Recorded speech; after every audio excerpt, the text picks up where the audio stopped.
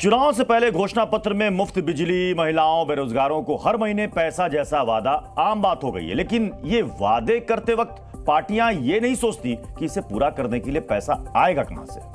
कल कर्नाटक में कांग्रेस ने एक झटके में पेट्रोल डीजल पर 3 रुपए टैक्स बढ़ा दिया। अब कर्नाटक के एक मंत्री ने दलील दी है कि गारंटी वाली योजनाओं को पूरा करने के लिए पेट्रोल डीजल पर टैक्स बढ़ाया गया है। अब सवाल है कि जनता की जेब से लोक लुभावने वादे पूरा करेगी कांग्रेस। कर्नाटक में चुनाव खत्म होते ही कांग्रेस सरकार ने खटाखट पेट्रोल डीजल महंगा कर दिया है, और वो भी 1-2 रुपए नहीं, सीधे 3 रुपए। कर्नाटक की जनता पर महंगाई का बोझ इसलिए पड़ा है क्योंकि कांग्रेस को पिछले चुनाव में किए लोक लुभावन वादे जो पूरे करने हैं, ये खुलासा किया है खुद कर्नाटक सरकार के मंत्री ने।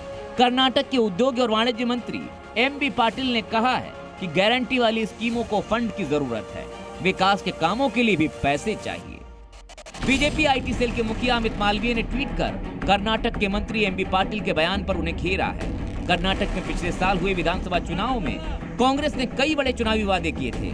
उनमें से हर घर को 200 यूनिट मुफ्त बिजली, हर परिवार से एक महिला को हर महीने 2000 रुपए, बेरोजगारों को 3000 रुपए प्रति महीना, महिलाओं को सरकारी बस से मुफ्त यात्रा और गरीब परिवारों में प्रति व्यक्ति के हिसाब से 10 किलो अनाज मुफ्त देने का वादा था।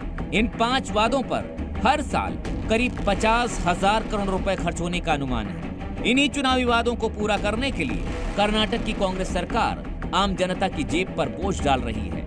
उन्होंने अपनी क्रैकपॉट स्कीम में सारे पैसे बर्बाद कर दिए क्योंकि कर्नाटका की तिजोरियां खाली कर दी लूट कर। इसीलिए अब किसान पर, मिडिल क्लास पर, कॉमन मैन पर बोझ डाला जा रहा है।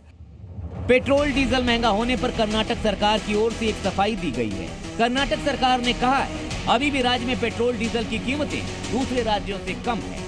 Compared to other states, in Karnataka, petrol diesel rates are even lower than the other rates.